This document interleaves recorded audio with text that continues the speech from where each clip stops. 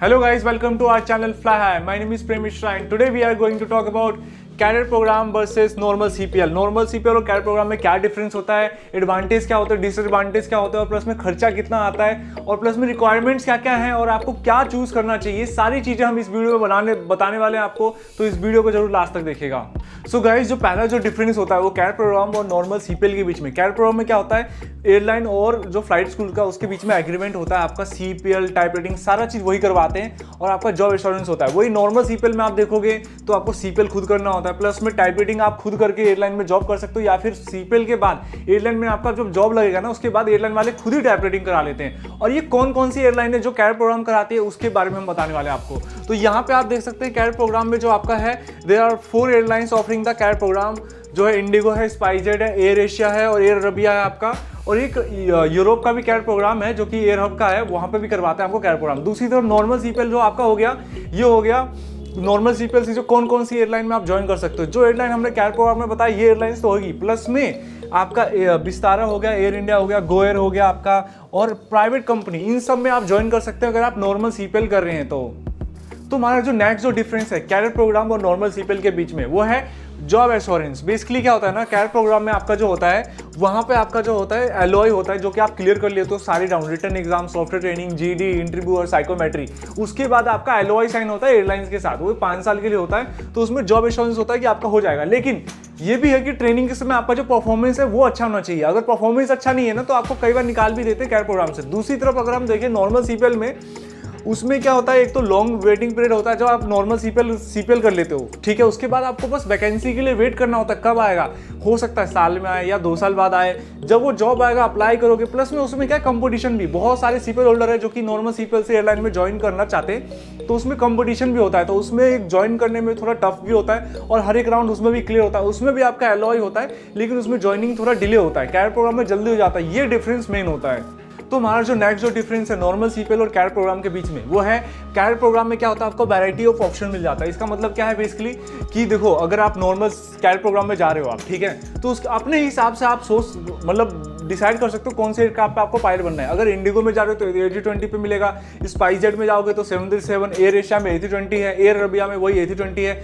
और एक gadget airlines भी है जो कि यूरोप की एयर हब कराती है कैडेट प्रोग्राम, उस पर भी A320 है। तो अपने हिसाब से आप डिसाइड कर सकते हो कौन सी एयरलाइन में जाना है आपको। प्लस में आपका दूसरी तरफ नॉर्मल सीपीएल में क्या है, नॉर्मल सीपीएल आपने कर लिया, ठीक है, उसके बाद या तो वैकेंसी आ रही है तो सीपीएल होल्डर को ले लेते हैं, या फिर आप टाइप रेटिंग खुद ही करने जाते हो तो A320 ही ज्यादातर आपके इंडिया में है, वहां पे ही आप अप्लाई करते हो। तो इसमें वैरायटी ऑफ ऑप्शन आपके पास कम होता है।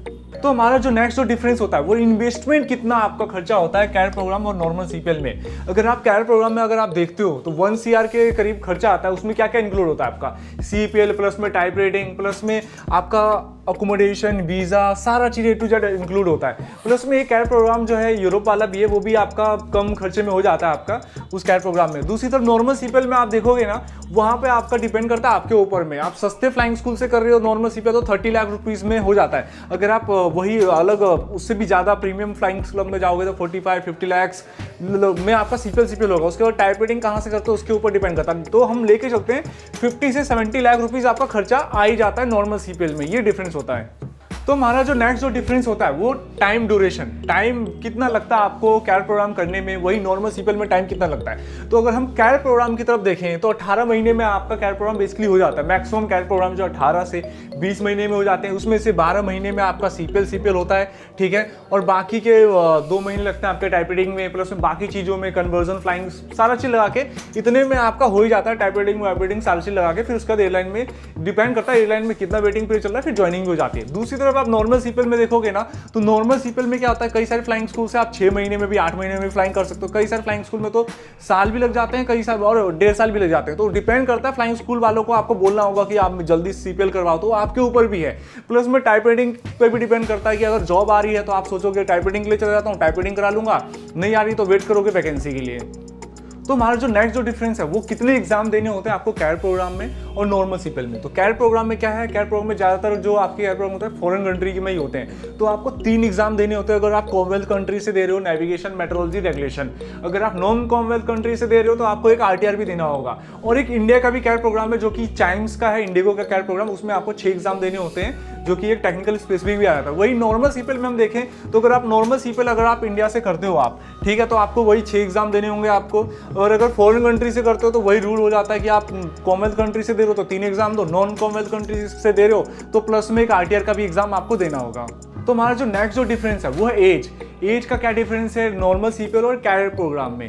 तो यहाँ पे अगर आप कैरियर प्रोग्राम में आप जाके देखोगे तो बेसिकली कई सारी एयरलाइंस में आपका 18 to 32 भी है, कई सारे कैरियर प्रोग्राम में 17 to 35 भी है। तो डिपेंड करता है आप कौन सा कैरियर प्रोग्राम ज्वाइन कर रहे हो।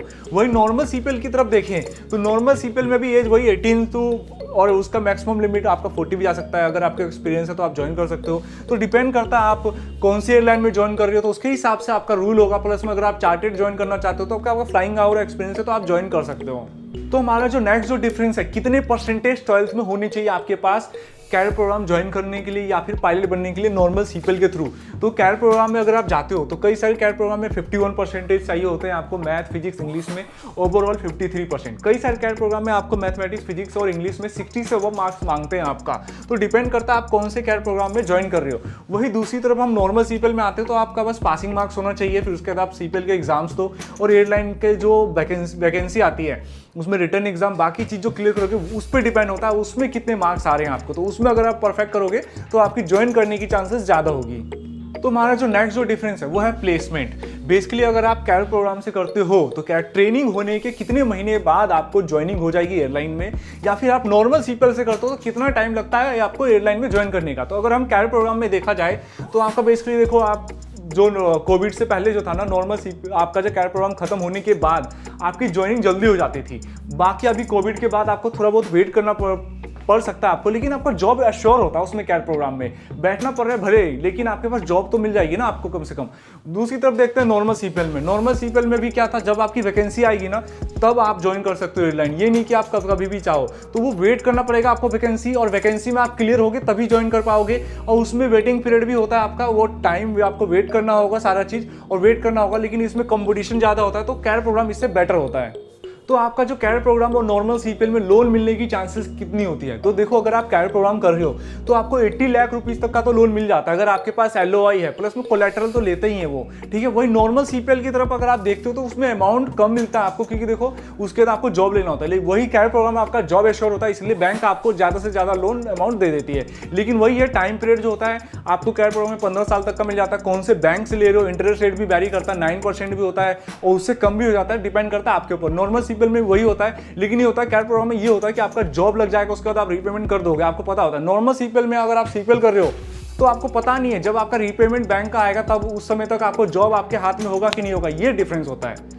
तो जैसा कि इस वीडियो में हमने आपको बताया कैरियर प्रोग्राम और नॉर्मल सीपीएल में क्या डिफरेंस है, और ये डिफरेंस अगर आपको पता है तो आप अपने हिसाब से डिसाइड कर सकते हो, क्योंकि देखो फाइनेंस आप ही करने वाले हो और वन टाइम ही फाइनेंस हो पाता है, क्योंकि उसके बाद आप फिर से फाइनेंस करने की हालत में नहीं होते हो। तो अपने हिसाब से आप डिसाइड करो कौन सा बेस्ट आपके लिए जॉब है। प्लस में अगर आपको ये वीडियो हमारा अच्छा लगा हो तो please like to our video, subscribe to our channel और बेल आइकन को जरूर दबा दीजिएगा, क्योंकि मैं ऐसी वीडियो जरूर बनाते रहते हैं जो कि आपके लिए हेल्पफुल हो। प्लस में आपके पास कुछ भी डाउट्स हो ना, कुछ भी हो तो आप कमेंट सेक्शन में आप क्वेश्चन हमसे पूछ सकते हैं, हम ट्राई करेंगे आपको आंसर देने का। And thank you guys, thank you for watching our videos.